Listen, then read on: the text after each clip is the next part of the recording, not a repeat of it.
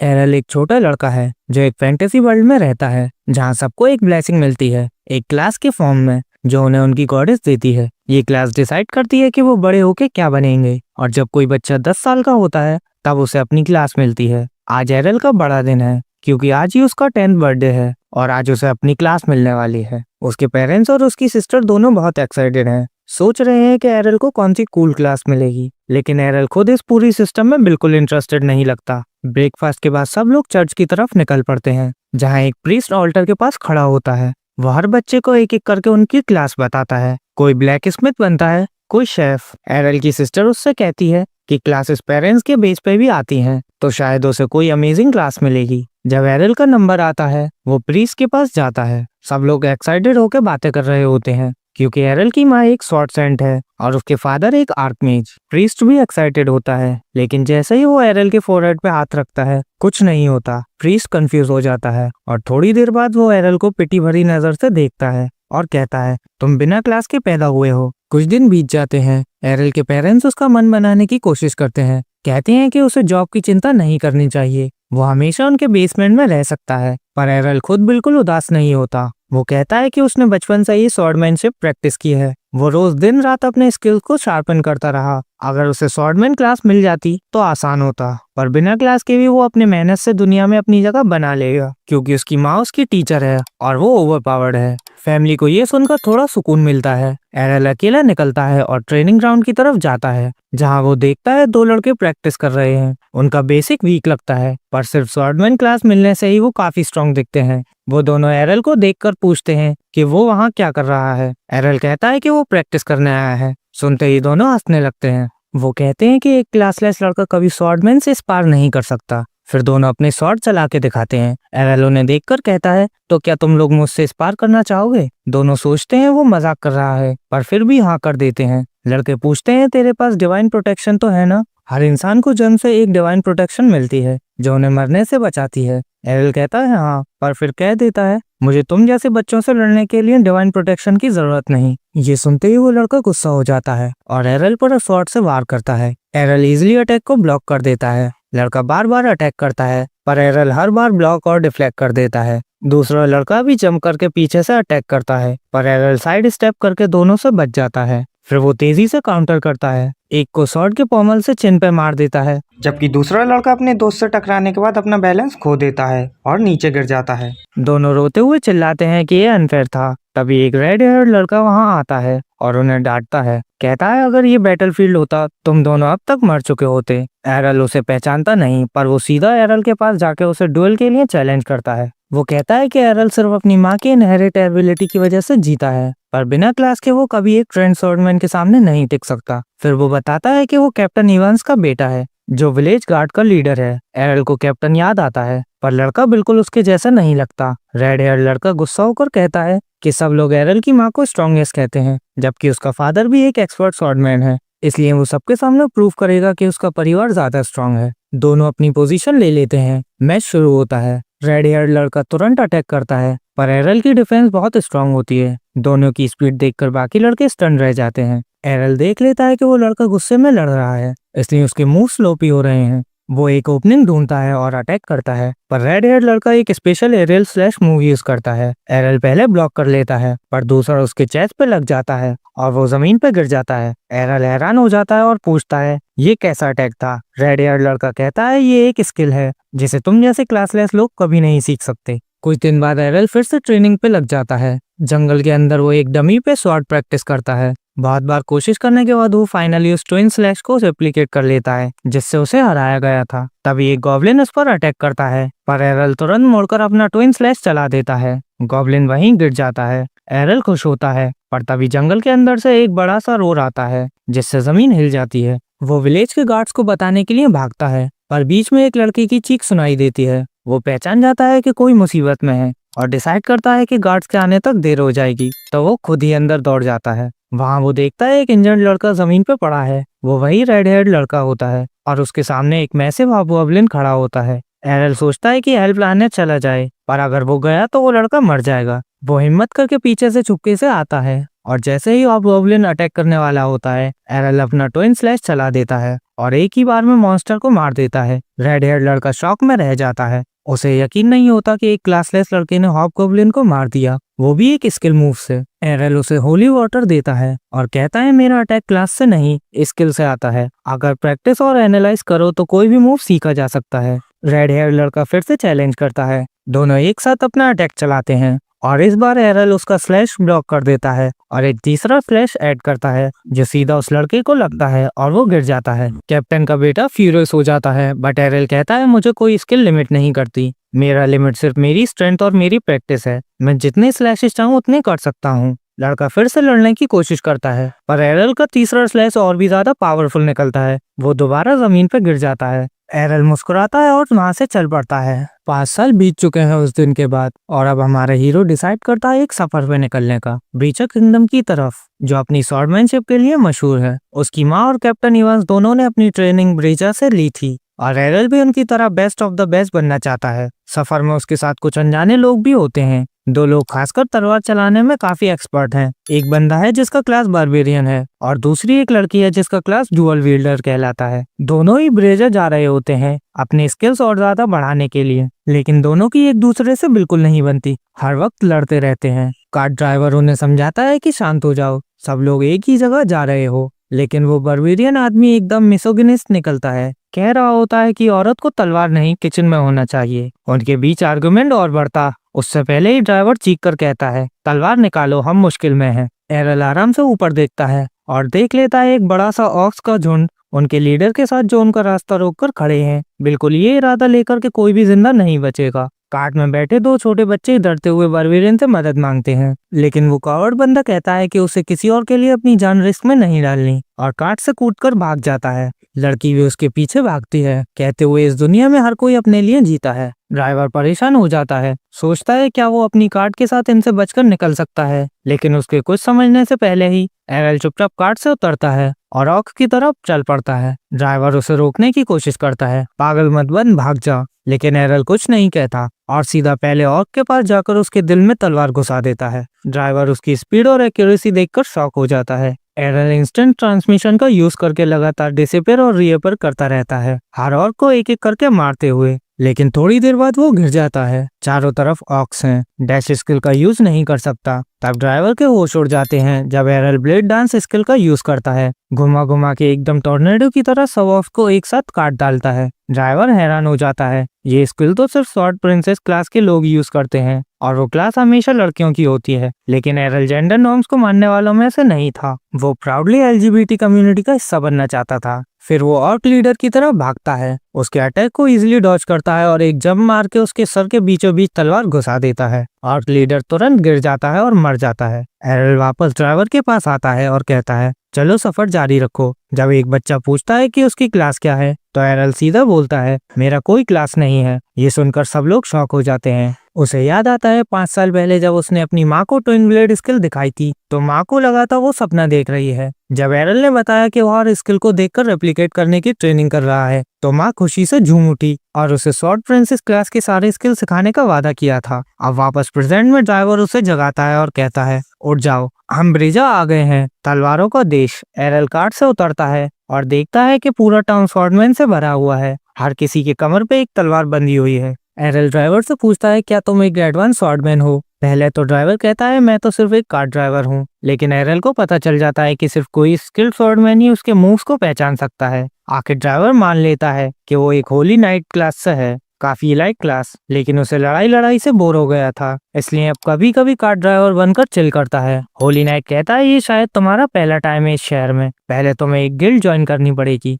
Guild के बिना तुम टूर्नामेंट्स में लड़ नहीं सकते और यहाँ टूर्नामेंट ही असली जिंदगी है, जितनी ज्यादा जीतो उतना ज्यादा नाम और पैसा मिलता है। एरल कहता है मुझे पैसा नहीं चाहिए, मुझे सिर्फ यहाँ का सबसे स्ट्रॉन्गेस्ट स्वॉर्डमैन से लड़ना है। ड्राइवर हंसी में कहता है बस ध्यान रखना टॉक्सिक कॉर्पोरेट किल से दूर रहना, वो तुम्हारी रूह चाट जाएंगे और वो भी अच्छे वे में नहीं। ड्राइवर चला जाता है और एरल शहर के अंदर बढ़ता है। हर जगह लोग गिल्ड्स अनाउंस कर रहे होते हैं, नए स्वॉर्डमैन हायर हो रहे हैं और लाइन लगी हुई है उन लोगों की जो किसी टॉप गिल्ड में घुसना चाहते हैं। रास्ते में वो एक ब्लॉन्ड लॉली से टकराता है जो तुरंत उससे चिपक जाती है और बोलती है कि वो एक फेमस गिल्ड की मेंबर है और चाहती है कि एरल उनके गिल्ड ज्वाइन करे। एरल को उसकी डेस्परेशन समझ आती है, इसलिए वो मना कर देता है, लेकिन वो लोली उसके पीछे पड़ जाती है, बार बार उसे गिल्ड ज्वाइन करने को कह रही होती है, लेकिन एरल कोई सिम्प नहीं है, वो हर बार मना कर देता है। एरल पूछता है यहाँ का सबसे स्ट्रॉन्गेस्ट गिल्ड कौन सा है। वो लड़की नाखुश होकर कहती है शैडो ब्लेड गिल्ड, अभी वो सबसे स्ट्रॉन्गेस्ट है, उनके पास 8 स्वॉर्ड क्लासेस हैं।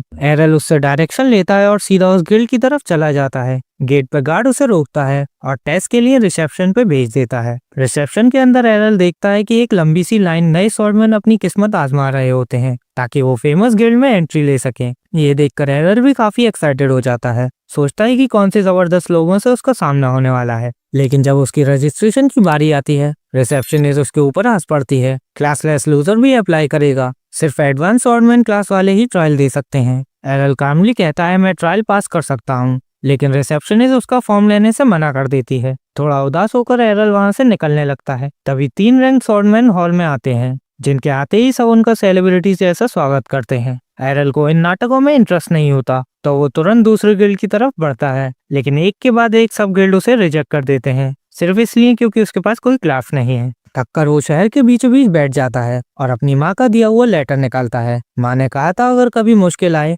तो उसके पुराने गिल्ड को ढूंढना, वो जरूर मदद करेंगे। एरल सोचता है क्या माँ को पहले से पता था कि मेरे साथ ये होगा, फिर भी वो उसके लिए थैंकफुल फील करता है। लेकिन जैसे ही वो लेटर खोलने लगता है, वही ब्लॉन्ड लॉली फिर से आ जाती है। चिपक कर कहती है हम अभी भी रेडी हैं तुम्हें अपनी गिल्ड में लेने के लिए। एरल फिर मना कर देता है। इस बार लड़की लिटरली इसके सामने हाथ जोड़कर कहती है बस एक चैरिटी के लिए ही सही ज्वाइन कर लो ना, देखो वो सुंदर सा गिल्ड हाउस मेरा है। ये सुनकर एरल थोड़ा हैरान होता है। लड़की बताती है हमारी गिल्ड का नाम ड्रैगन फैंग है, पहले हम पूरे देश की बेस्ट गिल्ड थे, लेकिन अब सब कुछ बर्बाद हो गया है, मैं चाहती हूँ उसे दोबारा उसकी पुरानी शान में लाऊं। ड्रैगन फैंग ये नाम सुनकर एरल को कुछ याद आता है। माँ ने बताया था उसके पुराने गिल्ड के लीडर के बारे में, जो एक डुअल विल्डिंग स्वॉर्डमैन था और उसने अपने स्पेशल मूव के नाम पर गिल्ड का नाम रखा था। एरल तुरंत लेटर निकाल कर देखता है और सच में वही गिल्ड है जिसका जिक्र माँ करती थी। एरल डिसाइड करता है उसके साथ चलने का। लड़की खुशी से झूम उठती है। गिल्ड हाउस के अंदर जाते ही एरल एक बूढ़े आदमी को देखता है,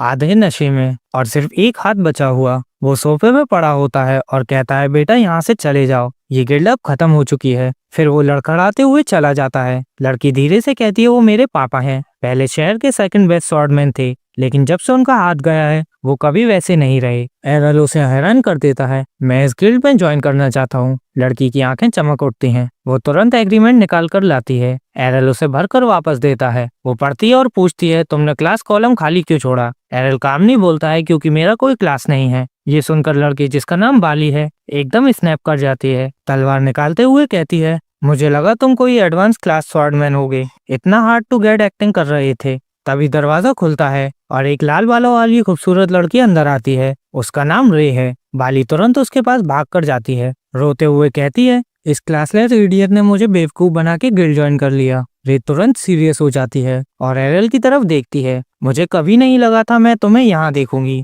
एरल कंफ्यूज होता है, तुम मुझे जानती हो? रे मुस्कुराती है, हम एक ही गांव के थे, साथ में ट्रेनिंग भी की थी। एरल को याद नहीं आता। फिर अचानक उसके दिमाग में फ्लैश आता है, एक लाल बालों वाला लड़का जिसे वो बचपन में अक्सर लड़ता था। अरे तो वो लड़का एक्चुअली लड़की थी। बाली हैरान होकर पूछती है तो यही वो क्लासलेस लड़का है जिसने तुम्हें बचपन में हरा दिया था? मुझे लगा ये सिर्फ एक कहानी थी। रे की आंखें चमक उठती हैं। मैं अभी भी उस हार को नहीं भूली। चल एक मैच हो जाए। फाइट शुरू होती है। रे ट्विन स्लैश अटैक यूज करती है। एरल सोचता है वो काउंटर कर लेगा, लेकिन रे के ब्लोज उसके अटैक को तोड़कर सीधा उसके सीने तक पहुंच जाते हैं। एरल शॉक हो जाता है। रे बताती है मेरा क्लास है पावर स्वॉर्डमैन, मैं नॉर्मल स्वॉर्ड से 5 गुना हैवी स्वॉर्ड यूज करती हूँ, मतलब मेरे हर स्ट्राइक में 5 गुना ज्यादा पावर है। एरल इम्प्रेस होता है, इतनी हैवी तलवार के साथ भी उसने स्पीड मेंटेन कर रखी है, लेकिन उसके लिए स्पीड कोई प्रॉब्लम नहीं। अगली बार जब रे अटैक करती है, एरल एक आफ्टर इमेज बना देता है। रे कंफ्यूज होती है और तभी एरल उसके पीछे अपीयर होकर उसके पीठ पर ब्लो मार देता है। रे फिर ट्राई करती है, लेकिन रिजल्ट वही, हर बार उसके अटैक फेल। वो शॉक में कहती है ये तो वही टेक्निक है जो सिर्फ एडवांस स्वॉर्डमैन यूज करते हैं। एरल समझ जाता है कि रे इतनी टैंकी है कि नॉर्मल अटैक से नहीं गिरेगी। रे भी ये जानती है, तो वो अपना फाइनल हैवी ब्लो देती है, लेकिन एरल अपनी माँ का सिग्नेचर काउंटर मूव यूज करता है। एक ही मूव में रे घुटनों पर आ जाती है और फाइट खत्म। बाली का बिहेवियर तुरंत बदल जाता है। अब वो मुस्कुराते हुए कहती है welcome to Dragon Fang Guild. फिर वो बताती है हमारी गिल्ड अब कर्जे में डूबी हुई है, अगर बचना है तो हमें टूर्नामेंट में लड़ना पड़ेगा। 3 लोगों की टीम के साथ, जबकि दूसरी गिल्ड 5 मेंबर्स के साथ लड़ेगी। एरल के लिए ये कोई दिक्कत नहीं, उसकी आंखों में एक अलग ही चमक होती है। मजा आएगा, मुझे स्ट्रॉन्ग अपोनेंट से लड़कर अपने स्किल्स और तेज करने हैं। नेक्स्ट मॉर्निंग एरल अपने ही रूम में उठता है, एक नई बेड पे, जो अब ऑफिशियली उसकी है। थोड़ी देर के लिए उसे समझ नहीं आता कि उसके साथ इतना कुछ हो गया है इतने कम टाइम में। अब वो उसी लेजेंडरी गिल्ड का हिस्सा है जहाँ उसकी माँ भी काम करती थी, और ये उसके लिए बहुत बड़ी बात है। इसलिए वो डिसाइड करता है कि वो अपनी माँ को कभी डिसअपॉइंट नहीं करेगा और इस गिल्ड को दोबारा ग्रेट बनाएगा। वो रेडी होकर लिविंग रूम में आता है, जहाँ लोली और रे दोनों फायरप्लेस के पास बैठे अपकमिंग टूर्नामेंट के बारे में बात कर रहे होते हैं। लोली तुरंत एरल को भी कन्वर्सेशन में खींच लेती है और बताती है कि टूर्नामेंट अगले हफ्ते से स्टार्ट हो रहा है, और अब जब उनके पास 2 नहीं बल्कि 3 मेंबर्स हैं, तो वो भी ऑफिशियली पार्टिसिपेट कर सकते हैं। वो एक्साइटेड होकर बताती है कि ये टूर्नामेंट बहुत टफ होने वाला है, एलिमिनेशन स्टाइल में होगा, 1-on-1 बैटल के साथ। हर गिल्ड में लगभग 5 मेंबर्स होंगे, मतलब उनके पास सिर्फ 3 लोग होने की वजह से उन्हें ज्यादा ओपोनेंट से लड़ना पड़ेगा अगर वो पहला राउंड भी सरवाइव करना चाहते हैं। लेकिन लोली ऑप्टिमिस्टिक है, वो कहती है टेंशन मत लो, हमारे पास ऑलरेडी 2 बी रैंक स्वॉर्डमैन हैं। जब तक हमारा सामना किसी रैंक स्वॉर्डमैन से नहीं होता, हमारी फाइट बिल्कुल इक्वल होगी। एरल थोड़ा कंफ्यूज होता है और पूछता है ये रैंक सिस्टम क्या होता है। लोली एक्सप्लेन करती है टोटल 5 रैंक होते हैं, ए से डी तक। ए सबसे हाईएस्ट रैंक है। ब्रिस्टा में टोटल 200 स्वॉर्डमैन है, जिसमें सिर्फ 20 ही ए रैंक है। डी रैंक एक बिगनर का होता है जो बस तलवार पकड़ना जानता है। वो प्राउडली कहती है मैं और रे दोनों बी रैंक स्वॉर्डमैन हैं, और जब तुमने रे को कल सीधी फाइट में हरा दिया, इसका मतलब तुम भी बी रैंक स्वॉर्डमैन हो। अब जब उनके पास 3 बी रैंक स्वॉर्डमैन हैं, तो स्टार्टिंग राउंड में उनके जीतने के चांसेस काफी अच्छे हैं। ये कहकर लोली किचन में चली जाती है और एरल अपने थॉट्स में खो जाता है। तभी वो रे को रोकता है और पूछता है उसके पावर स्वॉर्डमैन एबिलिटीज के बारे में। रे अभी भी कल के डिफीट से थोड़ी इरिटेट होती है, पर बताती है कि उसके पास एक स्किल है जिससे वो अपनी आउटर मैना शील्ड को हार्डन कर सकती है, ताकि छोटी अटैक उसे अफेक्ट ना कर सके। एरल कुछ सोचता है, फिर उसके दिमाग में एक आइडिया आता है। वो कहता है रे मुझे अपनी शॉर्ट से मारो, शीट के साथ। रे तुरंत मना करती है, मैं इंटरेस्टेड नहीं हूँ, पर एरल उसका हाथ पकड़ के कहता है प्लीज एक बार कर दो। रे गलत समझती है, उसे लगता है कि एरल कुछ किंकी सोच रहा है, लेकिन वो थोड़ी मुस्कुराती और कहती है ठीक है, पर शुरू कुछ नॉर्मल से करते हैं। एरल तुरंत समझ जाता है कि दोनों कुछ और सोच रहे हैं और क्लैरिफाई करता है मुझे सिर्फ ये समझना है कि तुम अपनी मैना शील्ड को कैसे हार्डन करती हो। ये स्किल काफी यूजफुल होगा जब मल्टीपल अपोनेंट से फाइट करनी होगी। रे हैरान रह जाती है और कहती है तुम पागल हो क्या, स्किल्स तो गॉडेस की डिवाइन ग्रेस से मिलती हैं, ये सीखी नहीं जा सकती। पर एरल कॉन्फिडेंट टोन में कहता है अपना ज्ञान अपने पास रखो, मैं ऑलरेडी ट्विन ब्लेड स्लाइस और इंस्टेंट ट्रांसमिशन जैसी स्किल सीख चुका हूँ। ये सुनकर रे चुप हो जाती है, फिर वो कहती है ठीक है एक बार ट्राई करते हैं। वो दोनों ट्रेनिंग ग्राउंड में जाते हैं। रे अपनी स्वॉर्ड एरल को देती है और कहती है मेरा स्वॉर्ड नॉर्मल स्वॉर्ड से 5 गुना हैवी है, ब्रूट स्ट्रेंथ स्किल के बिना तुम इसे हिला भी नहीं पाओगे। पर एरल एक बार फिर सबको शॉक कर देता है। वो स्वॉर्ड उठाता है, अनशीथ करता है और इजिली स्विंग करता है। रे शॉक में पूछती है ये कैसे पॉसिबल है, तुम क्लासलेस हो, स्किल्स भी नहीं है, फिर भी ये सब कैसे कर रहे हो। एरल कामली कहता है मैं जो कुछ जानता हूँ वो सब मैंने खुद सीखा है, डेडिकेशन और डेली प्रैक्टिस से। तुम लोग टैलेंट से आए हो, मैं मेहनत से आऊंगा। ये सुनकर रे का दिल बदल जाता है। वो अपोलोजाइज करती है और ट्रेनिंग के लिए रेडी हो जाती है, पर वार्निंग देती है मैं होल्ड बैक नहीं करूंगी। एरल फ्लर्ट करने की कोशिश करता है, लेकिन रे उसके मुंह पर ही अपनी शीटेड स्वॉर्ड से एक थप्पड़ जैसी मार देती है। थोड़ी देर बाद लोली ट्रेनिंग ग्राउंड पर दौड़ती हुई आती है, सांस फूल रही होती है। वो कहती है एरल रे मुझे अभी पता चला है हम किस गिल्ड के अगेंस्ट लड़ रहे हैं, और ये अच्छा नहीं है। वो बताती है कि उनका अपोनेंट है ब्लैक ब्लेड गिल्ड, जिसमें सिर्फ ए रैंक स्वॉर्डमैन होते हैं और जिसका लीडर गियो है, एक वाइपर जैसा खतरनाक आदमी। लेकिन लोली पीछे हटने वाली नहीं, वो एक फेयर स्पीच देती है चाहे कुछ भी हो जाए हम पूरी कोशिश करेंगे उनके कैंडिडेट्स को हराने की। फिर वो एरल की तरफ देखती है जो ग्राउंड पर गिरा होता है ट्रेनिंग से थका हुआ। वो पूछती है क्या एरल मर गया। रे कहती है नहीं नहीं स्पेशल ट्रेनिंग चल रही है। लोली सार्कास्टिकली कहती है या फिर तुम अपना स्ट्रेस उस बेचारे पे निकाल रही हो। एरल उठता है और कहता है मैं जिंदा हूँ, बस भूख लगी है। एक हफ्ते की इंटेंस ट्रेनिंग के बाद फाइनली टूर्नामेंट का दिन आ जाता है। देश भर के लोग कॉलेज में इकट्ठा हुए होते हैं। एरल हॉल में खड़ा होता है, वेन्यू देखकर शॉक में। लोली लोगों को सुन लेती है, कह रहे हैं ड्रैगन फैंक्स तो क्रैश कर जाएंगे। ये सुनकर उसका गुस्सा फिर से भड़क उठता है, लेकिन रे उसे संभाल लेती है। एरल देखता है लोग बैटिंग कर रहे हैं, किस टीम के जीतने के चांसेस ज्यादा हैं। लोली बताती है हमारे मैच के ऑड्स 20-1 चल रहे हैं। एरल हंसते हुए कहता है प्रेटी इम्प्रेसिव। लोली चिल्लाती है चुप, मतलब पूरा शहर सोचता है हम हार जाएंगे। पर फिर वो कहती है अगर तुम जीत गए तो हम एक ही मैच से लाखों कमा लेंगे। रे उसे काम करने की कोशिश करती है, लेकिन लोली की आंखों में अब आग है। वो कहती है जीतना ही पड़ेगा, अगर हारे तो गिल्ड खत्म। मैंने तो गिल्ड हाउस को कोलेट्रल रखकर लोन भी ले लिया है। वो बोलती है अगर जीत गए तो सब बदल जाएगा, लोग हमें फिर से रेस्पेक्ट देंगे।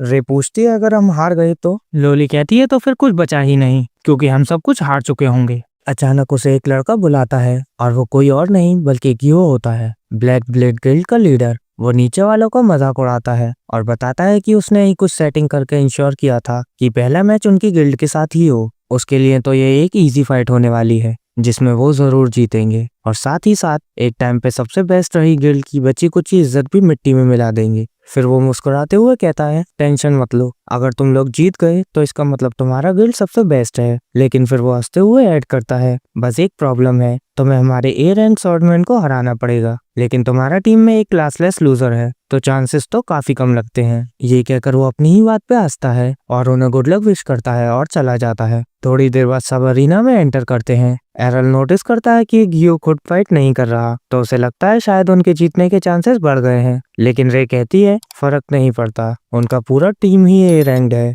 और देखने में लगता है इस बार वो पहले से भी ज्यादा अग्रेसिव खेलने वाले हैं। आखिरकार बैटल का टाइम आ जाता है। अनाउंसर दोनों साइड्स के कॉन्टेस्टेंट इंट्रोड्यूस करता है। ब्लैक ब्लेड्स गिल्ड की तरफ से एक ग्रीन हेयर्ड फेंसर बॉय आता है जो बड़े घमंड से कहता है कि वो पूरी अपोजिट टीम को अकेले ही हरा देगा। कमेंटेटर हैरान रह जाता है जब देखता है कि ड्रैगन फैंक्स की तरफ से एरल वही क्लासलेस स्वॉर्डमैन लड़ाई करने आया है। फेंसर लड़का तो बिल्कुल इंटरेस्टेड नहीं लगता, उसे लगता है क्लासलेस इडियट को हराने में क्या मजा, लेकिन सोचता है चलो इसे खत्म कर देता हूँ, फिर लड़कियों से लड़ाई करूंगा। मैच स्टार्ट होता है और सिर्फ कुछ ही सेकंड में फेंसर एरल के सीने के पार अपनी तलवार घुसा देता है। सब लोग शॉक में आ जाते हैं उसकी स्पीड देखकर। लॉली घबरा जाती है, लेकिन रे कहती है ध्यान से देखो, और तब सबको समझ आता है ये सिर्फ एरल का शैडो था। फेंसर हैरान हो जाता है, लेकिन उसे फर्क नहीं पड़ता। वो पलटकर दोबारा हमला करता है, लेकिन फिर से एक और आफ्टर इमेज है। अब उसे समझ आता है कि ये लड़ाई इतनी जल्दी खत्म नहीं होने वाली। एरल के कई सारे इमेजेस उसके आसपास दिखने लगते हैं, लेकिन फेंसर कहता है चलो सबको काट देता हूँ,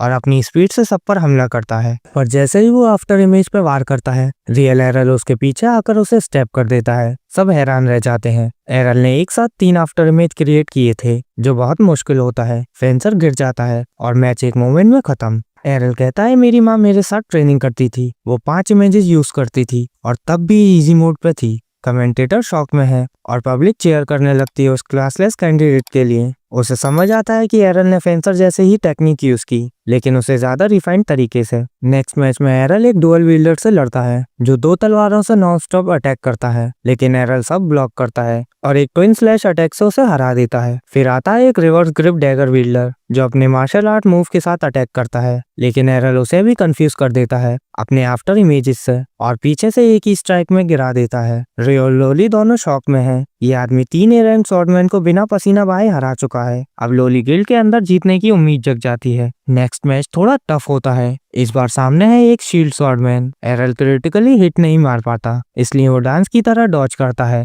धीरे धीरे उसको शील्ड तोड़ता है। अपोनेंट चीख कर कहता है तुम क्लासलेस हो ही नहीं सकते। एरल कहता है जो भी हूँ अपनी मेहनत से हूँ और कुछ नहीं। ड्रूड कहता है टैलेंट के सामने हार्डवर्क बेकार है और अपना शील्ड बैच मूव यूज करता है, लेकिन एरल अपनी माँ की टेक्निक फोर्साइट यूज करता है। एनिमी के मूव्स को प्रेडिक्ट करता है, शील्ड को किक से हरा देता है और मार्शल आर्ट वाले लड़के से सीखा हुआ मूव यूज करके उसके पेट में जोर से लात मार देता है। फिर वो उसका शील्ड उठाता है और आगे बढ़ता है। रूट गुस्से में फिर अटैक करता है, लेकिन एरल उसका मूव कैरी करता है और उसी के शील्ड बेस से उसे हरा देता है। लोग चिल्लाने लगते हैं ये झूठ बोल रहा है, ये क्लासलेस हो ही नहीं सकता। ऑर्गेनाइजर्स उसका class ID magic crystal ball में दिखाते हैं और सबके सामने प्रूव करते हैं कि वो सच में क्लासलेस है। अब अगली फाइट अनाउंस होती है। एक अलग से स्वॉर्डमैन आता है जिसका नाम है मासामुने। वो ईस्ट से है, एक समुराई लाइनेज का, और उसके हाथ में एक कर्व्ड स्वॉर्ड है, कटाना। मासामुने ने अभी अपनी तलवार निकाली भी नहीं कि एरल डेंजर फील कर लेता है। उसे पता चल जाता है ये लड़ाई बाकी सब जैसी इजी नहीं होने वाली।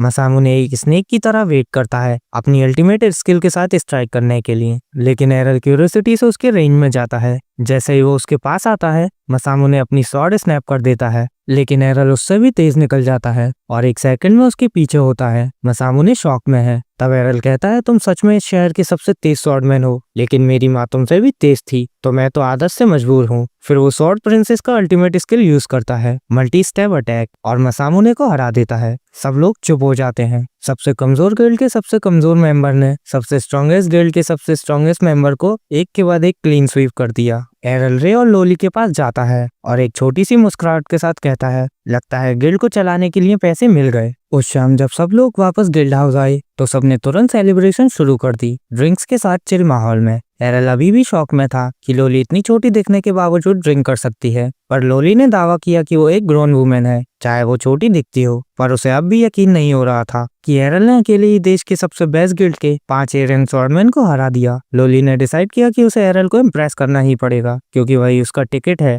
गरीबी और नामगुम से बाहर निकलने का। वो उससे शादी का प्रपोजल देने की कोशिश करती है, कहकर कि वो उसकी हर डिजायर पूरी कर सकती है, लेकिन एरल एक ट्रू सिग्नल निकला, सीधा मना कर दिया, कहकर कि उसे रे जैसी लड़की पसंद है। ये सुनकर रे तुरंत ब्लश कर गई, चेयर से उठकर चिल्लाई कि एरल ऐसे बकवास मत बोल, बस लॉली को मना करने के लिए। पर एरल तो सीरियसली सोच रहा था। उसने रे से पूछा कि वो ऐसे क्यों सोच रही है, जैसे वो मजाक कर रहा हो। तो रे बोली कि जब वो छोटी थी, एरल ने उसे शॉर्ट फाइट के दौरान मर्द बोला था। उसके हिसाब से हर कोई कहता है कि उसमें लड़की वाली चार्म नहीं है, पर एरल उसके 2 बड़े वुमेनली चार्म्स देखकर कहता है कि वो बिल्कुल गलत है। लोली समझ जाती है कि रे को बिल्कुल अंदाजा नहीं है उसकी सबसे बड़ी स्ट्रेंथ क्या है, इसलिए उसे टेंशन लेने की जरूरत नहीं। ये सोचकर वो एरल के पैर मसाज करने लगती है, कहकर कि तुम पूरे दिन लड़ते रहे हो, थोड़ा रिलैक्स कर लो, मुझे बेडरूम में मिलो। रेशम से लाल हो जाती है और लोली को कहती है ऐसा वियर्ड मत बोलो, पर लोली मुस्कुराकर कहती है कि वो सिर्फ एक वेल डिजर्व मसाज देने वाली है। लेकिन सबको हैरानी होती है जब एरल कहता है मैं रे से मसाज लेना पसंद करूंगा। एरल के लिए मसाज का मतलब था रे से ट्रेनिंग ग्राउंड में पिटाई खाना,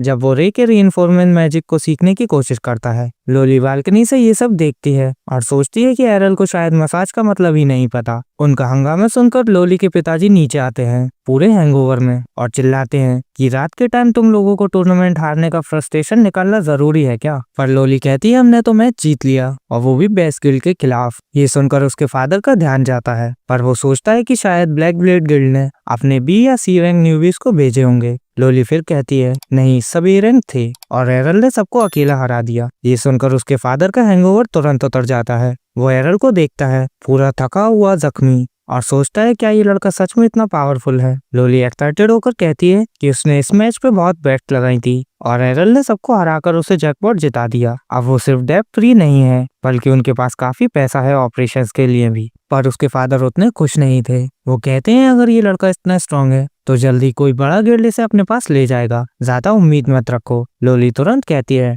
मैं तो जल्दी ही एरल से शादी करने वाली हूँ, फिर वो हमारे ही साथ रहेगा। एरल कहता है ऐसा कुछ नहीं होने वाला। फिर वो लोली के पिताजी की तरफ देखकर कहता है लोली चाहे थिक हेडेड हो, पर कम से कम वो लूजर नहीं है जो हर बात पे गिव अप कर दे। ये क्लियरली उसके पिताजी के लिए एक टॉन्ट था। वो गुस्से में एरल का कॉलर पकड़ते हैं और कहते हैं उन टॉपिक्स पे मत बोल जिनका तुझे आइडिया नहीं। फिर वो कहते हैं एक डुअल विल्डिंग स्वॉर्डमैन जो डुअल विल्ड नहीं कर सकता वो बस ऑक्सीजन की बर्बादी है। एरल कहता है मैं एग्री नहीं करता, मैं खुद क्लासलेस स्वॉर्डमैन हूँ, फिर भी दुनिया में ऊपर उठने की कोशिश कर रहा हूँ। उसके बाद लोली के पिताजी उसे धक्का मारकर छोड़ देते हैं और वापस ऊपर चले जाते हैं। रे और लोली तुरंत एरल के पास दौड़कर आती हैं, पूछती हैं क्या वो ठीक है। लोली अपने फादर के बिहेवियर के लिए माफी मांगती है। एरल कहता है कि रे के फादर अब भी बहुत स्ट्रांग हैं और ये अफसोस की बात है कि वो अपनी स्ट्रेंथ और एक्सपीरियंस का यूज नहीं कर रहे। एरल सोचता है कि अगर वो उनसे सीख पाया तो कितनी कूल स्किल मिल सकती हैं। वो डिसाइड करता है कि वो लोली के पिताजी को दोबारा स्वॉर्ड उठाने के लिए मोटिवेट करेगा। लोली ये सुनकर कहती है कि एरल को डंजन ट्राई करे नियर द सिटी।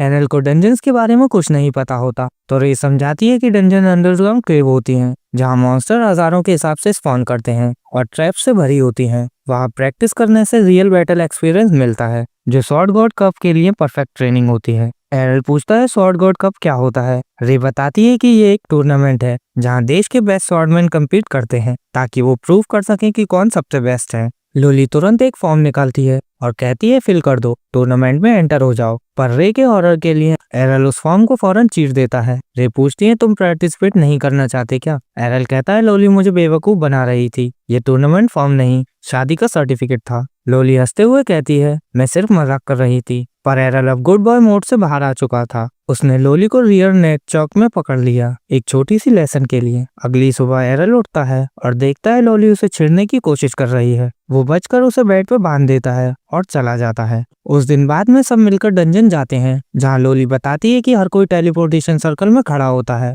और उस लेवल पे जा सकता है जहाँ वो पहले जा चुका है। लोली कहती है वो लेवल 12 तक गई है, रे लेवल 14 तक। एरल तुरंत कहता है कि वो रे के साथ 14 लेवल पे जाएगा, पर लोली समझाती है ऐसा नहीं होता, पहले उस लेवल पे फिजिकली जाना पड़ता है तभी टेलीपोर्ट कर सकते हैं। ये बात एरल के लिए थोड़ा डिसअपॉइंटिंग थी क्योंकि वो शुरू से ही सबसे स्ट्रॉन्ग मॉन्स्टर से लड़ना चाहता था, पर लोली ने उसे चिल करने को कहा, कहकर कि उसे एक शॉर्टकट पाथ पता है जिससे वो डायरेक्टली नीचे के फ्लोर्स तक पहुंच सकते हैं। सब उसके प्लान्स पे एग्री कर लेते हैं, पर लोली फिर अपना ओल्ड ट्रिक चालू करती है। वो कोशिश करती है कि एरल को अकेला ले जाने की, कहकर कि रे अपना लेवल 14 रन खुद कंटिन्यू कर सकती है क्योंकि एरल को 2 गाइड्स की जरूरत नहीं। लेकिन एरल कोई इजी टारगेट नहीं था। उसने तुरंत कहा रे भी मेरे साथ चलेगी। तीनों डंजन के फर्स्ट फ्लोर पे एंटर करते हैं जहाँ तुरंत उन पर 2 आर्मर वाले नाइट्स अटैक कर देते हैं। एरल अपनी स्वॉर्ड निकालता है और एक नाइट से टकराता है जबकि रे दूसरे से। एरल ये देखकर हैरान हो जाता है कि इतनी हैवी आर्मर होने के बावजूद ये नाइट बहुत ही फास्ट और एजाइल हैं, पर वो कॉन्फिडेंट है कि ये उसके बस की बात है।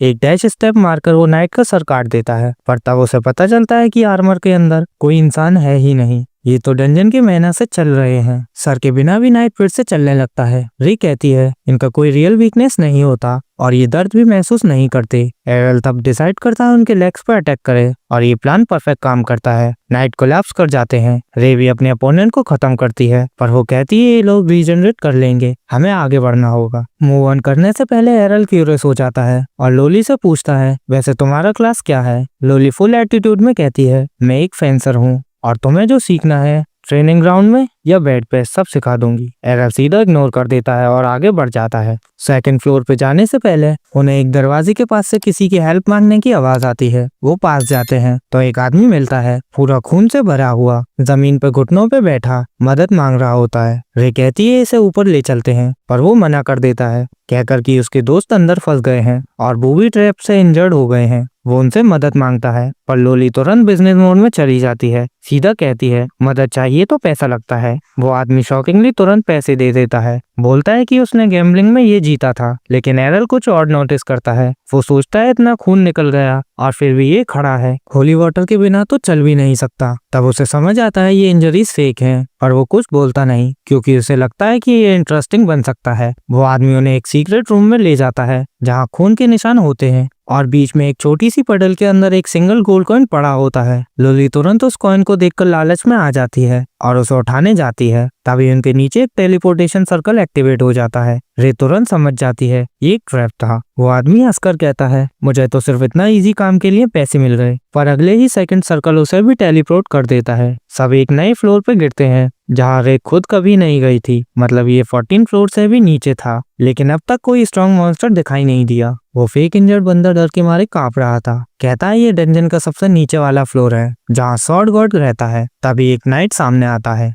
रेनबो इंचेंटेड आर्मर पहने हुए। लोली कहती है स्वॉर्ड गॉड क्लास। अरे वो तो सिर्फ एक मिथ है, पर एरल तुरंत समझ जाता है कि ये कोई मजाक नहीं है। वो लोली को धक्का मारकर नीचे गिरा देता है और अगले ही सेकंड स्वॉर्ड गॉड एक ऐसा एरियल स्लैश मार देता है कि डंजन की दीवार टूट जाती है। स्वॉर्ड गॉड एरल पे अटैक करता है। एरल मुश्किल से अपनी स्वॉर्ड ऊपर करके ब्लॉक करता है और दीवार से टकरा जाता है, लेकिन वो बच जाता है सिर्फ इसलिए क्योंकि उसने रे के साथ रीइंफोर्समेंट मैजिक का ट्रेनिंग लिया था। एरल फिर से काउंटर अटैक करता है, पर वो नाइट बहुत फास्ट था, हर मूव एडवांस लेवल का था। एक ब्लिंक, एक डैश और एरल के स्ट्राइक्स ब्लॉक हो जाते हैं। एरल स्माइल करता है और कहता है perfect time to test myself. Ray और लोली शॉक्ड रहते हैं जब एरल डिवाइन स्टेप टेक्निक यूज करके उसके पास पहुंचता है और एक के बाद एक स्ट्राइक मारना शुरू कर देता है। नाइट फोर्स हो जाता है पीछे हटने पे, पर फिर वो एक स्किल यूज करता है जिससे रूम में ग्रेविटी बढ़ जाती है। सब जमीन पे गिर जाते हैं, लेकिन एरल अपनी स्टैंस बना के रखता है। उसे याद आता है बचपन में उसकी माँ ने भी ऐसे ट्रेनिंग दी थी,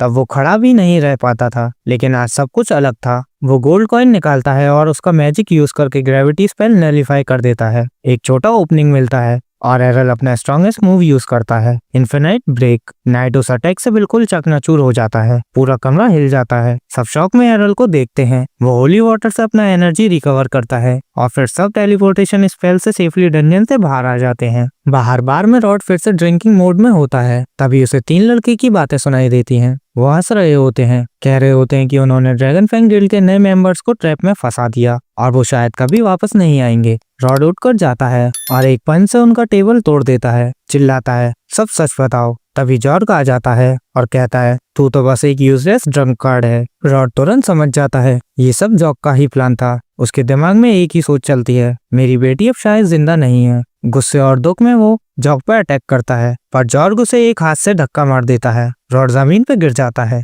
आंखों में आंसू, बस ये चाहकर कि काश वो अपनी बेटी को बचा पाता। तभी दूर से एक आवाज आती है कि हम अंदर आ सकते हैं। रॉड पलट कर देखता है और सामने होती है लॉली, एरल और रे। तीनों सेफ चिल करते हुए खाना ऑर्डर करने की बात कर रहे होते हैं। रॉड तुरंत दौड़कर लॉली को गले लगाता है और रोकर कहता है, शुक्र है कि तू ठीक है। रे जॉर्ग की तरफ देखकर कहती है, हमने तेरे आदमी से सब कन्फेशन करवा लिया, सब कुछ तेरा प्लान था। जॉर्ग बिल्कुल पॉलिटिशियन मोड में आता है, सीधा कहता है, अरे हर कोई अपनी सेफ्टी के लिए खुद जिम्मेदार होता है। एरल भी ये सुनकर सोचता है, हाँ पॉइंट तो वैलिड है। रॉड गुस्से में कहता है, तू इस बार बचेगा नहीं जॉर्ग। पर जॉर्ग हंसकर कहता है, तू एक ड्रंकर्ड लूजर है, और बाहर से निकल जाता है। एरल चुपचाप सोचता रहता है, अब ये बंदा फिर क्या न्यू ट्रिक्स खेलने वाला है। कुछ दिन बीत जाते हैं और लॉली के पास एक स्क्रोल आता है जिसमें टूर्नामेंट के प्रीलिम ब्रैकेट लिखे होते हैं। उसके चेहरे का रंग उड़ जाता है क्योंकि उसका नाम एरल के सेम ब्रैकेट में होता है। मतलब ये कि उसके प्रीलिम्स जीतने के 0 चांसेस हैं। गिल्ड को रिप्रेजेंट करना तो दूर की बात है।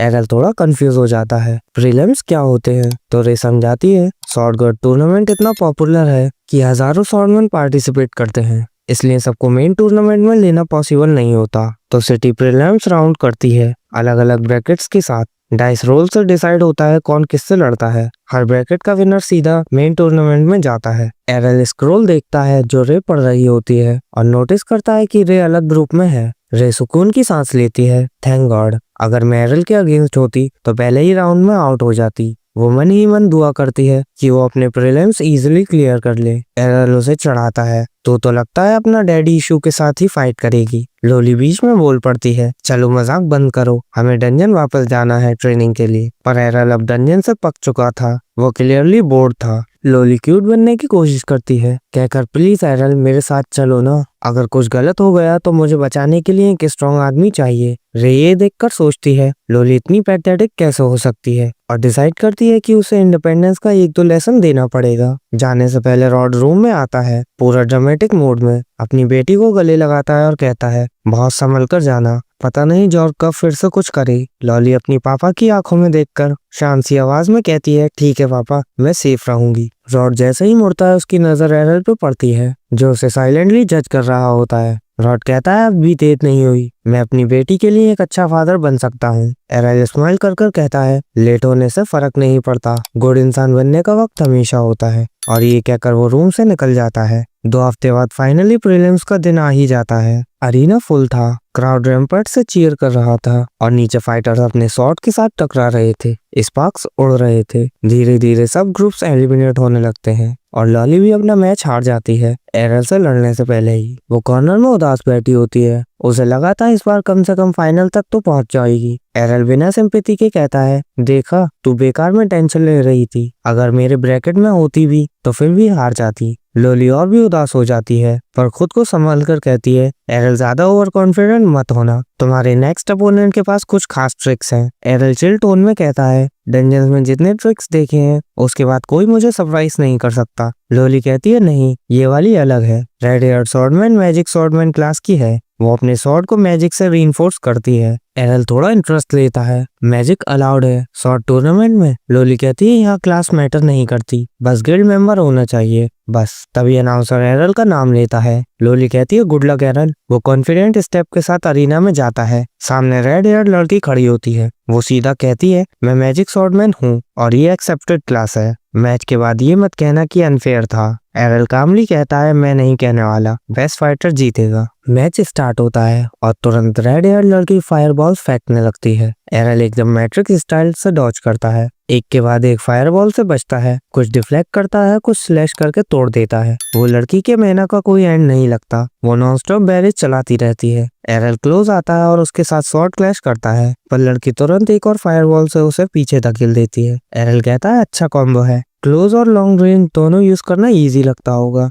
वो लड़की ईगो में कहती है मैं गिफ्टेड हूँ, तुम जैसे क्लासलेस लोग मुझे हरा नहीं सकते। एरल मुस्कुराता है प्रॉब्लम यही है, तुम दोनों चीजों की बेसिक जानती हो पर किसी की मास्टर नहीं हो। ये सुनकर लड़की भड़क जाती है, अब तू देखता जा। वो अपनी ब्लेड में फायर मैजिक डालती है, पूरा स्वॉर्ड जल उठा, फ्लेमिंग स्वॉर्ड। वो कहती है सिर्फ एक ट्रू मैजिक स्वॉर्ड मैन ही इसे हैंडल कर सकता है। वो फ्लेम के साथ स्वॉर्ड घुमाती है और आगे एरल के पीछे तक चेस करती है, पर एरल काम रहता है, साइड स्टेप करके काउंटर स्लैश मार देता है। अब उसके अनप्रिडिक्टेबल मूव्स देखकर एरल भी सीरियस हो जाता है। वो कहता है अच्छा प्रैक्टिस किया है तुमने। फिर एकदम स्टिल खड़ा रहता है और हर फ्लेम अटैक को बिना हिले डिफ्लेक्ट करने लगता है। वो कहता है तुम्हारी स्वॉर्डमैनशिप लॉली से बेटर है, पर अगर वो प्रैक्टिस होती तो डेंजरस होती, अभी तो बस एनपीसी लेवल हो। पूरे क्राउड के सामने ये सुनकर लड़की एम्बेरस हो जाती है। वो गुस्से में अटैक करती है और एरल उस मोमेंट का फायदा उठाकर ट्विन स्लैश करता है। उसका फ्लेम पूरा खत्म हो जाता है, उसे कुछ समझ ही नहीं आता। तब तक एरल ब्लिंक स्टेप से उसके पीछे पहुंचकर उसके सर पर पॉमल से एक टैप देता है और नॉकआउट। क्राउड चीयर करता है, अनाउंसर चिल्लाता है विनर ऑफ ब्लॉक 4 एरल। एरल कामली अपनी स्वॉर्ड शीथ करता है, पर उसके दिमाग में सिर्फ एक थॉट चलती है, ये फ्लेम और रीइंफोर्समेंट मूव मुझे भी सीखने होंगे। कुछ दिन बाद फाइनल टूर्नामेंट का दिन आ जाता है। लॉली गिल्ड हाउस जाती है अपने फादर को जगाने के, कहती है पापा चलो टूर्नामेंट देखने, आज हम एरल और रे दोनों को चीयर करेंगे, दोनों मेन टूर्नामेंट में हैं। रॉड अपनी आंखें तक नहीं खोलता और कहता है जा खुद ही चली जा, मुझे फर्क नहीं पड़ता। लॉली थोड़ा गुस्सा होती है और उसे चुराते हुए कहती है क्या हुआ, जॉक को देखने से डर लग रहा है क्या? ये सुनकर रॉड तुरंत ट्रिगर हो जाता है, मैं जॉक से नहीं डरता। लेकिन कुछ सेकंड बाद वो खुद ही शांत हो जाता है और एक इमोशनल टोन में कहता है कल मैंने अपनी तलवार उठाई थी और रियलाइज किया मैं इतना रस्टी हो गया हूँ कि शायद स्वॉर्ड गॉड टूर्नामेंट भी नहीं जीत पाऊंगा। ये सुनकर लॉली का गुस्सा और बढ़ जाता है। वो चिल्लाती है मैं तो प्रीलिम्स के लिए क्वालिफाई भी नहीं कर पाई और आप खुद को रस्टी बोल रहे हो, आप तो अभी भी उन फाइटर्स के बराबर हो जो अपनी पूरी जिंदगी ट्रेनिंग करते हैं। रॉड चुप हो जाता है, फिर फाइनली एग्री करता है जाने के लिए। स्टेडियम के रास्ते पर वो सोचता है कभी मैं रे को ट्रेन करता था तब मेरे दोनों हाथ थे, अब मैं एक हाथ वाला आदमी हूँ। पर उसे देखकर लगता है जैसे मेरी ट्रेनिंग अब भी उसके अंदर जिंदा है। उसके चेहरे पे हल्की सी मुस्कान होती है, वो क्लियरली प्राउड था अपनी ओल्डेस्ट स्टूडेंट पे। टूर्नामेंट के अंदर रे स्टेज के पीछे खड़ी थी, उसके पैर हिल रहे थे पूरे नर्वसनेस में। तभी एरल पीछे से आता है और कहता है क्या तू डर रही है कि पहले मैच में हम दोनों ही मिल जाएंगे? रे थोड़ा जंप स्केयर होती है और तुरंत उसे पंच करने जाती है, पर एरल उसका हाथ पकड़ लेता है। तभी अनाउंसर कहता है next match defending champion George versus the classless phenom Errol. Errol उठकर अरीना की तरफ बढ़ता है और रे उसका हाथ पकड़कर कहती है गुड लक। अरीना के अंदर जाते ही लॉली चीखती है एरल जॉक की धुलाई कर देना, 64 पीसेस में तोड़ देना उसे। लेकिन जैसे ही एरल जॉक को देखता है उसके पैर थम जाते हैं। कुछ तो अलग था, जॉक की आंखें पर्पल थीं, उसके दांत बढ़ गए थे और एक बड़ा सा हॉर्न जैसे वो किसी डीमन का हिस्सा बन गया हो। एरल के अंदर एक इंस्टिंक्ट जागती है, ये बंदा डेंजरस है। रॉड तुरंत समझ जाता है क्या हो रहा है। वो चिल्लाता है एरल पीछे हट। उसके हाथ में जो तलवार है उसके अंदर एक पावरफुल डीमन बंद है। जॉक की आवाज अब अलग लग रही थी। वो कहता है मुझे लगा कोई मुझे पहचानेगा नहीं। लॉली शॉक में है, पर जॉक तो पापा को जानता है। रॉड कहता है ये जॉक नहीं, ये डीमन है, उसने जॉक के शरीर पर कब्जा कर लिया है। रॉड एक्सप्लेन करता है ये वही स्वॉर्ड है जो ओरिजिनल स्वॉर्ड गॉड ने डीमन किंग को हराने के लिए यूज की थी। मरने से पहले डीमन ने तलवार को कर्स कर दिया था, इसलिए उसे रॉयल रिपोजिटरी में सील करके दिया गया था। डीमन मुस्कुराकर कहता है हाँ, मुझे हजारों साल पहले सील किया गया था, पर मुझे पता था एक दिन कोई मुझे आजाद करेगा और वो दिन आ गया। वो अपना नाम घूमता हुआ अनाउंस करता है मैं हूँ गेल्डा, मैनकाइंड का डिस्ट्रॉयर। ये सुनकर रे भी स्टेज के बाहर आ जाती है। क्या गेल्डा तो सिर्फ एक मिथ था, बच्चों को डराने वाली कहानी। क्राउड में अफरा तफरी मच जाती है, लोग चिल्लाते हुए भागने लगते हैं, पर गेल्डा कहता है इतनी जल्दी कहाँ जा रहे हो तुम सब। वो अपने नीचे एक बड़ा मैजिक सर्कल बनाता है और पूरा स्टेडियम एक ग्लोइंग डोम में बंद हो जाता है। वो हंसकर कहता है मैं तुम सबका अंतिम गीत बजाने वाला हूँ। लेकिन एरल अपनी जगह से हिलता तक नहीं। डीमन कहता है अपनी जान बचा ले, भाग जा। एरल कामली कहता है तू पहले भी हारा था, इसका मतलब तू इनविंसिबल नहीं है। डीमन हंसता है, पिछली बार मुझे एक स्वॉर्ड गॉड ने हराया था और जॉब के मेमोरीज के हिसाब से अब कोई स्वॉर्ड गॉड जिंदा नहीं। एरल एक कॉन्फिडेंट स्माइल के साथ कहता है, एक स्वॉर्ड गॉड अब भी जिंदा है, मेरी माँ, और मैं बिना स्वॉर्ड गॉड बने भी तुझे हरा सकता हूँ। डीमन कहता है, देखते हैं। एरल एक फ्लैश के साथ उसकी तरफ डैश करता है। डीमन तुरंत पीछे हटता है और काउंटर मारने की कोशिश करता है। एरल के मूवमेंट लाइटिंग फास्ट थे, वो डिवाइन स्टेप टेक्निक यूज कर रहा था। डीमन हैरान रह जाता है, ये तो स्वॉर्ड गॉड्स का मूव है। एरल अटैक पे अटैक करता जाता है, मल्टीपल एंगल से बिना रुके, पर गेल्डा हंसता है, तुम भूल गए मैं स्वॉर्ड एम्परर के शरीर में हूँ, तुम्हारे अटैक्स का मुझ पर कोई असर नहीं। फिर वो हवा में जंप करके एक पावरफुल स्ट्राइक लगाता है। एरल सीधा जमीन पे गिरता है, सबको लगता है वो गया, पर जब धूल साफ होती है एरल खड़ा होता है ऑलमोस्ट अनहार्म्ड। ट्रेनिंग की वजह से उसने अटैक ऑब्जर्व कर लिया था। गेल्डा थोड़ा हिल जाता है, फिर गुस्से में अटैक करता है, पर एरल उसे दूर धकेल देता है और अपना सिग्नेचर मूव यूज करता है, इन्फिनिट ब्रेक। हर एंगल से अटैक इतनी तेजी से कि डीमन डिफेंड ही नहीं कर पाता। फ्लेम्स, स्पार्क, स्टील का क्लैश, पूरा अरीना हिल जाता है। डीमन के अंदर एक फ्लैशबैक जाता है, ये तो स्वॉर्ड गॉड के अटैक्स हैं। वो शॉक में है, एक लड़का इतनी पावर कैसे। और तभी एरल एक फाइनल स्लैश मारकर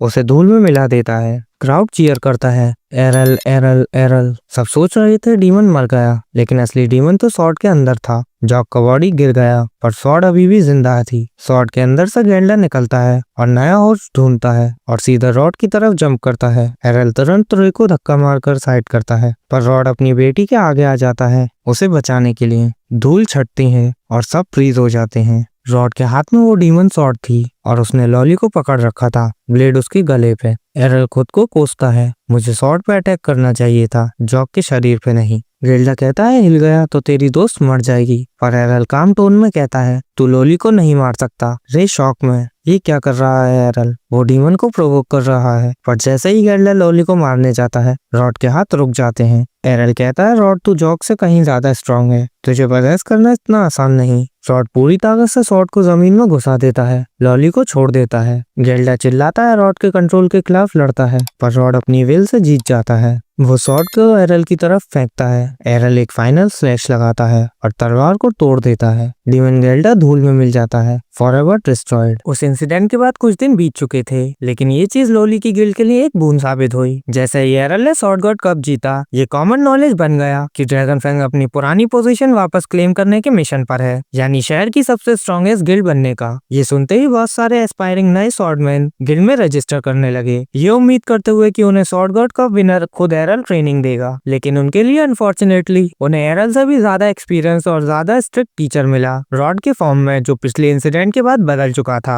और जिसका कॉन्फिडेंस वापस आ गया था। वो नए गिल्ड मेंबर्स को उतनी ही रूथलेस इंटेंसिटी के साथ ट्रेन करना शुरू कर देता है जितनी पैशन उसके पास पहले हुआ करती थी। वो अकेला ही सब नए रिक्रूट्स के अगेंस्ट स्पार करता है, उन्हें बुरी तरह पीटता है और तब तक ट्रेनिंग देता है जब तक वो खड़े होने लायक भी ना रह जाते। नए रिक्रूट्स में से एक पिलर के पीछे छुप जाता है, लेकिन लोली उसे देख लेती है और उसे कन्फ्रंट करती है। वो कहती है कि उन्होंने उसे सिर्फ इसलिए गिल्ड में लिया था क्योंकि उसने प्रॉमिस किया था कि वो अपना सब कुछ देगा और पूरी डेडिकेशन के साथ ट्रेनिंग करेगा। रिक्रूट जमीन की तरफ देखता है और धीरे से बोलता है कि उसने कभी इमेजिन भी नहीं किया था कि रॉड खुद उन्हें अपने डायबोलिकल रिजम के साथ ट्रेन करेगा। फिर वो लोली से पूछता है कि क्या एरल भी उन्हें जल्द ट्रेन करेगा, लेकिन लोली एक एग्जॉस्पिरेटेड साई छोड़ती है और कहती है कि स्वॉर्ड गॉड कप जीतने के बाद एरल ने गिल्ड ही छोड़ दी। वो रोते हुए बताती है कि कैसे रे भी उसे रोकने की उम्मीद में उसके पीछे चली गई, लेकिन अभी के लिए वो दोनों ही गायब हैं और उसे कोई आइडिया नहीं है कि वो कब वापस आएंगे या फिर कभी आएंगे भी या नहीं। इसी बीच एरल पहले ही जंगल में है और उसी एडवेंचर के कार्ट में ट्रेवल कर रहा है जो उसे इस शहर में लेकर आया था। ड्राइवर इस बात पर सरप्राइज होता है कि एरल इतनी जल्दी ब्रीस्टर शहर छोड़ रहा है, खासकर स्वॉर्ड गॉड कप जीतने के बाद, जिसने उसे बेसिकली एक सेलिब्रिटी बना दिया था। एरल शांति से रिप्लाई देता है कि क्योंकि उसने स्वॉर्ड गॉड कप जीत लिया है, जो सपोजली सबसे स्ट्रॉन्गेस्ट स्वॉर्डमैन का कंपटीशन होता है, इसका मतलब है कि उसने ब्रीस्टा के सबसे बेस्ट लोगों को हरा दिया है, और जब बेस्ट को हरा दिया तो फिर यहाँ रुकने का कोई रीजन नहीं बनता। ड्राइवर को ये बात समझ नहीं आती क्योंकि सिटी ऑफ स्वॉर्डमैन में रुकने के बहुत सारे रीजंस होते हैं, खासकर तब जब तुम्हारे पास शहर का सबसे स्ट्रॉन्गेस्ट होने का टाइटल हो, लेकिन एरल किसी ऐसी जगह पर स्टैग्नेंट नहीं होना चाहता जहाँ उसे चैलेंज ही ना मिले। फिर ड्राइवर पूछता है कि वो वापस अपने गाँव क्यों जा रहा है और क्या उसे घर की याद आ रही है, लेकिन एरल रिप्लाई करता है कि वो सिर्फ अपनी स्किल्स को बेस्ट के अगेंस्ट टेस्ट करना चाहता था और देखना चाहता था कि अपनी ट्रेनिंग के साथ वो कितना आगे आ चुका है। ड्राइवर और ज्यादा कंफ्यूज हो जाता है। तब एरल कहता है कि वो देखना चाहता है कि क्या वो अपनी ही माँ को स्पेयरिंग मैच में हरा सकता है। थोड़ी देर बाद वो आखिरकार अपने गाँव पहुंच जाता है और चुपके से अपने ही घर में घुसकर अपनी माँ को सरप्राइज करना चाहता है जो फूल तोड़ रही होती है, लेकिन उसकी माँ बहुत ज्यादा एक्सपीरियंस होती है और तुरंत उसकी प्रेजेंस महसूस कर लेती है और उसका नाम पुकार लेती है। एरल शॉक हो जाता है लेकिन फिर स्माइल करता है, ये जानकर कि उसे दुनिया की सबसे स्ट्रॉन्गेस्ट फाइटर ने पकड़ा है, न कि किसी टैलेंटलेस औरत ने। उसकी माँ मुड़कर उसे ऊपर से नीचे तक देखती है और कहती है कि लगता है उसने काफी डिसेंट एक्सपीरियंस गेन कर लिया है। फिर एरल कहता है कि उसने स्वॉर्ड गॉड कप जीत लिया है और ये सुनकर उसकी माँ खुश हो जाती है और कहती है कि उनके परिवार में 2 लोग हो गए हैं जिन्होंने ये कंपटीशन जीता है। एरल स्माइल करता है लेकिन पलक झपकते ही उसकी माँ गायब हो जाती है और अगले ही पल उसके सामने आ जाती है। उसके चेहरे के बिल्कुल पास एक फूल पकड़कर पूछती है कि क्या ये अच्छे स्मेल कर रहे हैं। एरल इस बात से शॉक हो जाता है और रियलाइज करता है कि अगर उस फूल की जगह तलवार होती तो उसका काम तमाम हो चुका होता। इसका मतलब ये होता है कि अगर वो कभी अपनी माँ के लेवल तक पहुंचना चाहता है स्वॉर्डमैनशिप में तो उसे अभी और बहुत ज्यादा ट्रेनिंग की जरूरत है। वो उसकी तरफ मुस्कुराकर कहता है कि उसने उसे बिल्कुल समझ लिया है और पहले से ही जानती है कि वो यहाँ क्यों आया है। उसकी माँ भी स्माइल करती है और कहती है कि अगर वो इतना भी ना समझ पाती तो वो उसकी माँ ही नहीं होती। फिर भी वो उसे बताती है कि अगर वो यहीं पार करेंगे तो पूरा घर बर्बाद हो जाएगा और प्रपोज करती है कि उनका स्पेयरिंग सेशन पहाड़ों के पीछे वाले ट्रेनिंग ग्राउंड पर होना चाहिए। दोनों तैयार होते हैं और तलवारें हाथ में लिए हुए डिसाइडेड स्पेयरिंग लोकेशन पर मिलते हैं। उसकी माँ मुस्कुराकर सोचती है कि अब उसका बेटा कितना स्ट्रांग हो चुका है, लेकिन एरल उसे वार्न करता है कि उसे लाइटली ना ले क्योंकि पिछली बार ट्रेनिंग फील्ड पर मिलने के बाद से वो काफी इम्प्रूव हो चुका है। उसकी माँ सिर्फ स्माइल करती है और एक पल में ही तलवार खींचकर उसके सामने आ जाती है। एरल उस अटैक को ब्लॉक कर लेता है और उनकी तलवारों के टकराने से चिंगारियां पूरे एरिया में फैल जाती हैं। वो मुस्कुराकर कहती है कि वो नहीं चाहती कि उसे ये लगे कि वो इस फाइट को सीरियसली नहीं ले रही, लेकिन एरल उसकी बातों को इग्नोर करता है क्योंकि उसे पता है कि एक पल की डिस्ट्रैक्शन भी उसके लिए डिजास्टर्स हो सकती है। वो रियलाइज करता है कि वो सिर्फ इसलिए इस अटैक को ब्लॉक कर पाया क्योंकि उसने पहले ही बैकयार्ड में उसे यही मूव यूज करते हुए देखा था। वो समझ जाता है कि अगर उसे जीतना है तो उसे ऑफेंसिव जाना ही पड़ेगा, इसलिए वो उसकी तलवार से साइड स्टेप करता है, फिर हवा में जंप करता है और डिवाइन स्लैश और ट्विन एयर स्लाइसेस को कंबाइन करके उस पर यूज करता है। उसकी माँ इसे आसानी से पैरी कर लेती है और एक्साइटमेंट के साथ पूछती है कि क्या उसने दोनों स्किल एक साथ यूज की है। एरल रिप्लाई करता है कि हाँ और पूछता है कि उसने कौन सी स्किल यूज की थी उसके अटैक्स को ब्लॉक करने के लिए, जो उसे कंफ्यूज कर देता है क्योंकि वो रिप्लाई करती है कि उसने सिर्फ अपनी तलवार घुमाई थी और कुछ भी और नहीं। एरल शॉक रह जाता है क्योंकि उसे रियलाइज होता है कि उसके अटैक्स इतने आसान हैं कि उनके लिए वो कोई स्किल यूज भी नहीं करती। वो दोनों आपस में लगातार क्लैश करते रहते हैं जिससे मैसिव शॉक वेव्स निकलती हैं और पूरा गांव डर जाता है, सोचते हुए कि शायद जंगल में 2 मॉन्स्टर एक दूसरे से लड़ रहे हैं। एरल अटैक पुश करता रहता है और एरियल लीप टेक्निक यूज करके हवा में छलांग लगाकर उस तक पहुंच जाता है, लेकिन उसकी माँ उसे रिपेल कर देती है और दोनों वापस जमीन पर आ जाते हैं। उसकी माँ मुस्कुराकर कहती है कि शायद अब वक्त आ गया है कि वो अपनी तलवार की डिवाइन स्ट्रेंथ को पूरी तरह अनलीश करे। एरल भी वही करता है और दोनों एक बार फिर से टकराते हैं। इसी दौरान रे भी गाँव पहुंच जाती है और उसे काफी डिजर्टेड पाती है, इसलिए वो डिसाइड करती है कि एरल के घर जाकर पूछे कि क्या वो वापस आया है या नहीं। दरवाजा एरल की छोटी बहन खोलती है जिसे बिल्कुल पसंद नहीं होता कि कोई वेंच उसके दरवाजे पर आकर उसके भाई के बारे में पूछे। वो रे को वापस भेजने और दरवाजा बंद करने की कोशिश करती है, लेकिन उसी पल एरल और उसकी माँ स्पेयरिंग मैच के बाद ब्रूस और बेटर हालत में वापस लौटते हैं। एरल रे को गाँव में देखकर सरप्राइज हो जाता है और कहता है कि वो जंगल में अपनी माँ के साथ स्पेयरिंग मैच कर रहा था। उसकी माँ काफी प्राउड लग रही होती है जैसे ही वो कहती है कि एरल काफी स्ट्रांग हो चुका है और आज उसने उसे भी हरा दिया। एरल स्माइल करता है और रिप्लाई देता है कि दोनों इक्वली मैच थे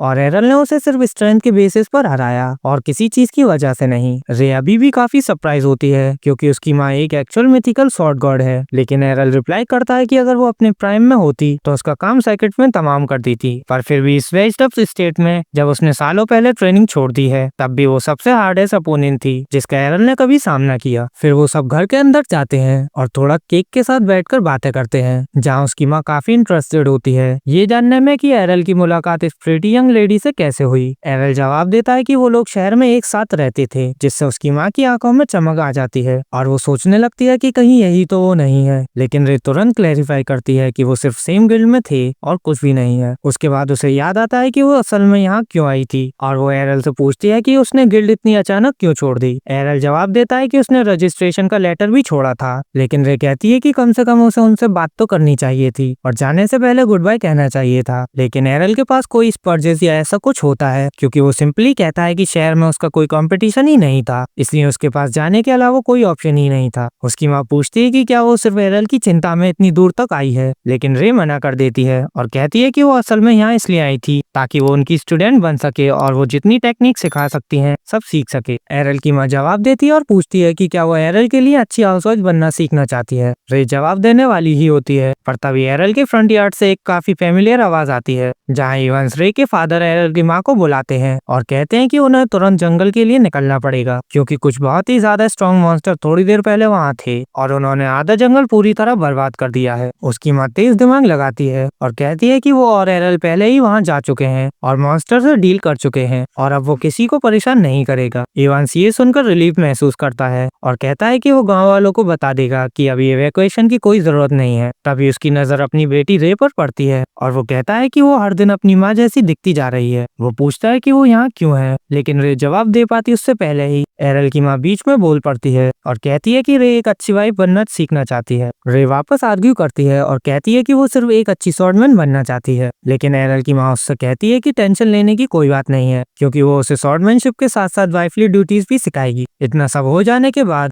एरल ऊपर अपने फादर के स्टडी रूम में चला जाता है, जहाँ वो अपनी डेस्क पर काफी सारे मैजिकल सिंबल के साथ बिजी होते हैं। वो एरल को ग्रीट करते हैं और कहते हैं कि वो एक ब्रेक थ्रो के बिल्कुल करीब है, जो शायद उनकी अल्टीमेट टेक्निक बन सकती है। एरल को इस सब में कोई इंटरेस्ट नहीं होता और वो सीधा उनसे कहता है कि उसने आखिरकार अपनी माँ को हरा दिया है और अब वो अपने फादर से मैजिक सीखना चाहता है। उसके फादर उसे स्वॉर्ड गॉड को हराने पर कॉन्ग्रेचुलेट करते हैं, पर सीधा कह देते हैं कि उसके लिए मैजिक सीखना इम्पॉसिबल है। किचन में वापस उसकी माँ रे को एक नाइफ देती है ताकि उसे वेजिटेबल्स काटना सिखाया जा सके, लेकिन रे ने अपनी जिंदगी में स्वॉर्ड के अलावा कभी कुछ पकड़ा ही नहीं होता, इसलिए वो नाइफ को भी स्वॉर्ड की तरह यूज करती है, जिससे पूरी टेबल टूट जाती है और माँ और एरल की छोटी बहन दोनों शॉक हो जाते हैं। थोड़ी देर बाद एरल और उसके फादर मिलकर टेबल रिपेयर करते हैं और उसका फादर एक टूटा हुआ मग रिपेयर करके अपनी मैजिक दिखाता है। जब वो सब टूल शेड में वापस रख रहे होते हैं, तब उसका फादर फिर से कहता है कि वो मैजिक सीखने की कोशिश छोड़ दे, क्योंकि ये उसके लिए इम्पॉसिबल है। वो समझाता है कि तलवार के साथ वो रोज प्रैक्टिस कर सकता था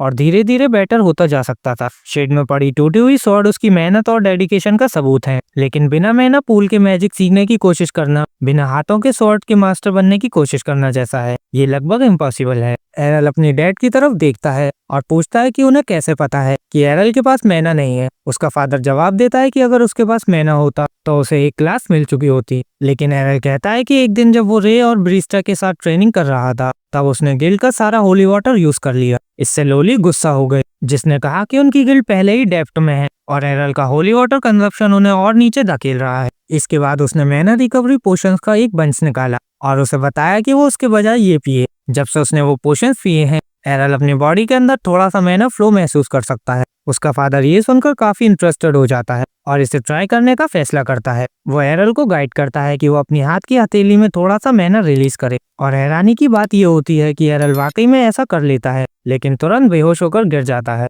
ये बिल्कुल क्लियर प्रूव होता है कि एरल के अंदर वाकई थोड़ा सा मैना मौजूद है। जब एरल होश में आता है, वो अपने फादर से पूछता है कि अब वो मैजिक कैसे सीख सकता है। उसका फादर जवाब देता है कि अभी उसका मैना पूल एक न्यूबॉर्न बेबी से भी छोटा है, इसलिए उसे रोज ट्रेनिंग करके इसे बढ़ाना होगा। ट्रेनिंग वही चीज है जिसमें एरल सबसे बेस्ट है, इसलिए वो काफी सारे मैना पोशंस खरीदता है और रोज ट्रेनिंग शुरू कर देता है और पूरे 6 महीने बाद वो इतना मैना प्रोड्यूस करने लगता है जो उसे कंप्लीट न्यूबीज की कैटेगरी में डाल देता है, जिनका मैना पूल काफी वीक होता है। फिर भी उसका फादर काफी ओवरजॉयड होता है और कहता है कि उसे मैजिक अकेडमी जाना चाहिए, जहाँ से उसने खुद सारे स्पेल सीखे थे। वो स्पेल से भरा हुआ एक पार्चमेंट दिखाता है और एरल को बताता है कि अगर उसे कोई भी मैजिक यूज करनी है तो उसे ये सब सीखना पड़ेगा। इसके साथ ही एरल का दिमाग नई पॉसिबिलिटीज से भर जाता है, क्योंकि वो उसी जगह मैजिक सीखने वाला है जहाँ से उसके डैड देश के बेस्ट विजार्ड में से एक बने थे। बाद में उस शाम वो सब डिनर के लिए साथ बैठते हैं और एरल की माँ बताती है कि रे हाउसवर्क के साथ साथ स्वॉर्डमैनशिप में भी बेटर होती जा रही है, जो उसे काफी खुशी देता है। वहीं एरल के डैड बताते हैं कि एरल अब विजार्ड बनने का रास्ते पर है, जो एंडलेस पॉसिबिलिटीज खोल देता है। 3 साल बीत चुके थे तब से, और रे हर दिन एरल की माँ के साथ ट्रेनिंग कर रही थी ताकि वो एक बेटर स्वॉर्डमैन के साथ साथ एक बेटर हाउसवाइफ भी बन सके। आज सुबह एरल की माँ ने उसे मॉर्निंग टी बनाने का काम दिया, जो पहले तो उसे काफी ज्यादा स्ट्रेस दे गया, लेकिन थोड़ी देर बाद वो उसमें लग गई और आखिरकार कांपते हुए हाथों से चाय उनके सामने सर्व कर दी। वो एंटिसिपेशन के साथ वेट करती रही जब एरल की माँ ने एक सिप लिया और थोड़ी देर तक चाय का टेस्ट चेक किया, फिर एक्सक्लेम किया कि उसने काफी अच्छा काम किया है, क्योंकि चाय बिल्कुल वैसी ही है जैसे उन्हें चाहिए। ये बात रे को उससे भी ज्यादा खुश कर देती है जितनी खुशी उसने खुद एक्सपेक्ट की थी, लेकिन जल्दी ही उसकी सेलिब्रेशन एक ऊपर से आने वाली चीख से टूट जाती है, जो बाद में एरल की छोटी बहन मीरा से निकलती है, जो रोते हुए बताती है कि जब वो एरल को उठाने गई तो वो कहीं भी नहीं मिला और सिर्फ एक नोट छोड़कर चला गया है। रे और एरल की माँ दोनों नोट चेक करते हैं, जिसमें सिर्फ एक लाइन लिखी होती है, जिसमें उसने मेंशन किया होता है कि वो ट्रेनिंग के लिए अर्सल सिटी ऑफ मैजिक जा रहा है। उसकी माँ थोड़ी उदास हो जाती है, सोचकर कि कम से कम वो गुड बाय तो कह सकता था, जबकि मीरा लगातार रोती रहती है। ये देखकर रे को रियलाइज होता है कि जब वो छोटी थी और अपने स्टंट्स करती थी तो शॉर्ट सिटी ब्रिस्टा जाते वक्त उससे उसकी फैमिली पर क्या इम्पैक्ट पड़ा होगा।